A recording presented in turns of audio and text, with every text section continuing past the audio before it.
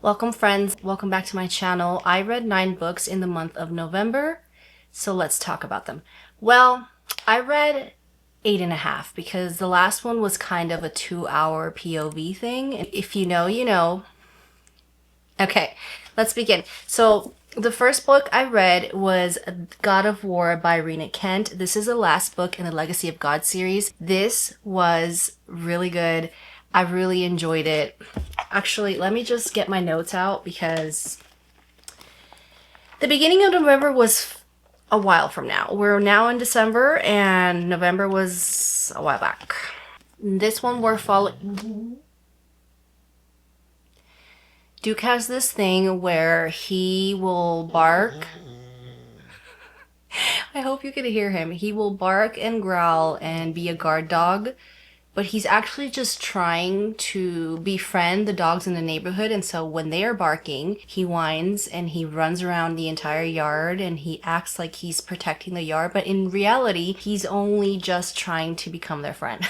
So if you hear him growling in the background, that is Duke trying to communicate that he is frustrated that he hasn't been able to meet his friends yet. Anyways, like I was saying, we're following Ava and Eli, and this is a dark enemies to lovers romance. It's a marriage of convenience, so it has all the tropes in it. I enjoyed the couple in this book. The plot to me was very interesting. What I love about Rena Kent's books that I've said before is the fact that you go into her books thinking they're just dark romance stories, but then she throws in there a mystery plot, a backstory of their lives, and something like a mystery is always happening, and so it only enhances the plot even more.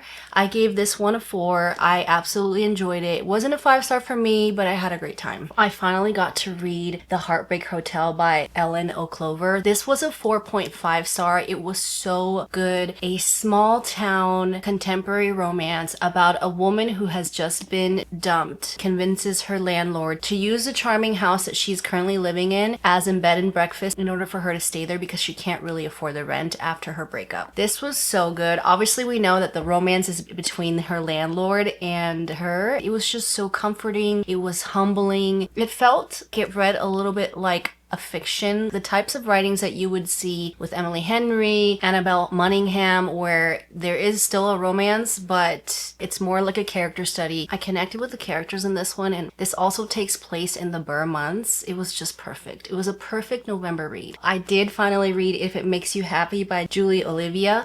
This was a 5-star, hands down, taking place in the Burr months. Slow burn, small town romance set in autumn. It takes place in the 90s, so there was a lot of nostalgic moments in here for me. It's a single dad. Okay, she has a dog. I just absolutely loved and adored this book so much. It is worth every single hype that you've been seeing. This was actually a 4.5, but the reason why I gave it a 5 towards the end was because we get a specific POV from a specific character that you would unlikely get in most books. And I thought that was so fun. I also love the fact that she talks to her dog. You can kind of see the dog's personality come out. You see the dog in her own mind talking back to her. And I just thought that was so good because I do that with my dog all the time. It was so relatable. Then I read Lady of Darkness by Melissa K. Rorich. This was kind of disappointing. I'm so sorry, you guys. This was not what I thought it would be.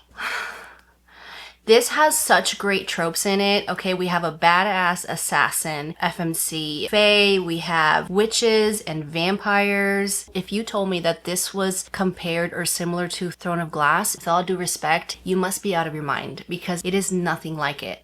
Nothing at all. First of all, I thought that the FMC was very whiny. Considering she was supposed to be an assassin, she was whiny about every single little thing happening in this book to her. Everything was happening to her. She was the victim in everything. I found that quite annoying. This is about a ruthless assassin who is taking revenge on those who murdered her mother. The children in this world end up missing. We have what you would think would be feminine rage. We have a badass assassin. Again, witches, vampires. It's a dark fantasy romance. I just couldn't stand the FMC. I don't know what the hype is on this book. I didn't really like it. I don't know at this point if I know I'm going to continue the series, but it is just, the pacing of this book was so off to me. We get nothing.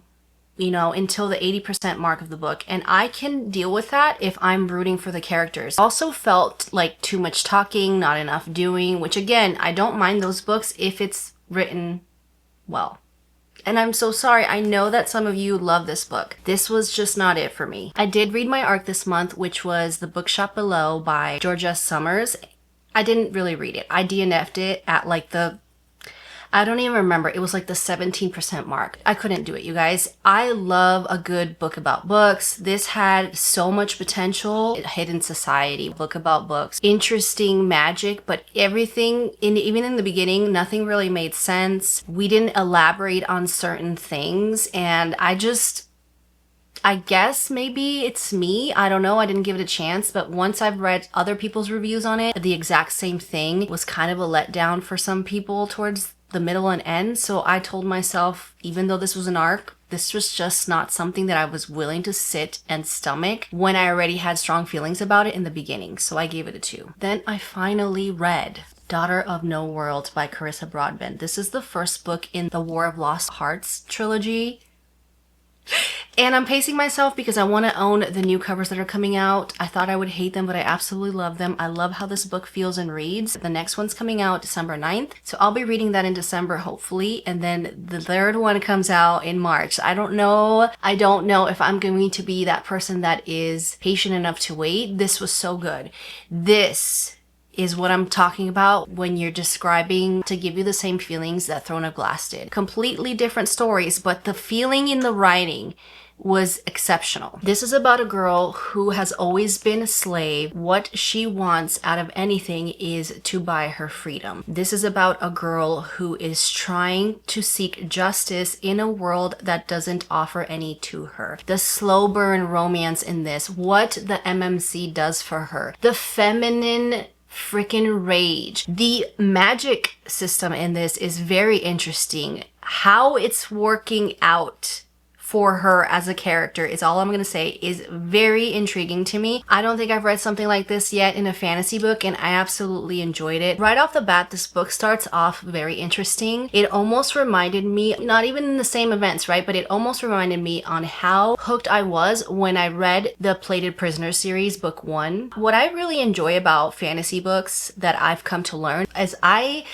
love me a good tortured soul type of FMC, or characters anyways. I love when they're going through something so harsh and so cruel right off first page, because then I get a connection with these characters from start to finish, and all I'm doing is rooting for them the entire time, regardless if there was slow paced moments throughout the book. This was the best thing that could happen to me after getting in somewhat of a little slump after reading Lady of Darkness, because I'm only speaking on book 1, but this is the kind of book that you want to read, especially if you're trying to get over the Throne of Glass hangover. This is the only book in my eyes right now that I can compare to that one as far as the feelings go, our FMC, as far as the elaborate magic system and the world building and the sacrifices that you see your FMC go through. It's all here. 5 stars. People Watching by Hannah Bonham Young. This was a 5 star. If I can describe this book in one word, it would be, it was fucking juicy. Okay? It was fucking juicy. A charming small town romance, also set in the fall. Friends to lovers. She is a virgin. He is overly seasoned in that department, and he teaches her sex lessons. I love those tropes. I'm sorry, I do. I love an innocent FMC who knows nothing, who can be a little bit vanilla, and then I really love the MMC who just takes charge and teaches her everything, and then it is like, how should I describe this? And then it is like the best steamy scenes that you could ever read about. I also loved the narrators in this book. I think they did an exceptionally good job. And I also love that we have our FMC Prue, I think her name is Prue, Milo and Prue. Yeah. And she's actually dealing with her mom who is going through dementia or Alzheimer's, one of the two. And reminded me of my favorite book from Abby Jimenez, which is Say You'll Remember Me, where we have our FMC taking a back burner in life and stopping her life to take care of her mom who is dealing with dementia. So I really enjoyed that aspect of the book. I felt like it made it more serious and not a rom-com. I love how sweet Milo was to her. I love how innocent and inexperienced she was. I just loved everything. The freaking steamy scenes in this book were so fucking juicy. I don't know why some people don't like this book. I absolutely adored it and I would read it again. It was so good. Friends to Lovers and Ode to Familial Love, sex lessons, he refuses to settle down, she's the reason to stay, charming small town. I loved it. 5 stars. You guys are going to be so proud of me for the next book that I'm about to talk about, okay? Because I never, ever in my life, for some reason, reread a book. And I did with this one. And yes, I did get the new cover. Sue me, okay? I reread Quicksilver by Callie Hart. Am I going to count this as a read of the month? Yes, I am, because it's a fucking read. Because I fucking read it, okay? I don't understand why people don't count rereads. I'm not judging. I'm just saying, you still read the book. You still listened to it. You still read it. However you read it, you still read it. It fucking counts, okay? So, yes. I did read this, and actually I will tell you this. The funny thing is that last year I read this around the same time in November. What do you know? And I saw myself picking up these Easter eggs that I missed out the first time around. I felt like I enjoyed this a lot more, even though last year I gave it a 5 and I'm still giving it a 5. I enjoyed this reread a lot more. I enjoyed this the second time around than I did the first time I ever read it. I will tell you, Carrion is one of my most favorite characters out of the entire series. We all love Kingfisher, the star of the show, but Carrion, the freaking banter that you get between him and Sirius in the beginning of the book is fucking delicious. Chef's kiss. I love his witty humor, and I've caught so many different things that I missed the first time around. Everything just clicked so much better the second time around. This is the perfect experience of a reread for me. This is my very first one. It's not going to be my last. I'm going to reread more books. This is why I now understand and appreciate why people reread some of the same books every single year. And a way to end the month was perfect with this, because I was kind of in a slumpy mood. I wanted to read something like Daughter of No Worlds. I wanted to feel something for a fantasy book like I felt with that book. This was so good. This was so good. So, of course, to end the month, I did follow it up with Kingfisher's POV, which is like a 2-hour audiobook that's offered by Audible. I did also read the bonus scenes or whatever. Even if it was a 2-hour audiobook, I gave it a 5, okay?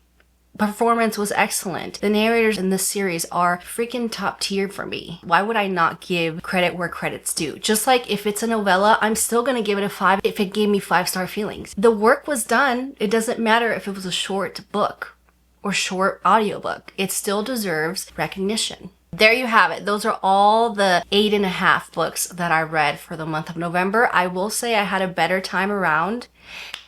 You know, well, okay, 7.5, because I did DNF one. I didn't even get halfway through it. And then the half part is Kingfisher's POV. So 7.5 books I read last month. I will say it was a great month. Considering October was a flop, November was really, really good for me. A lot of 5-star reads, a lot of hidden gems for me. A reread, my very first reread ever that I thoroughly enjoyed.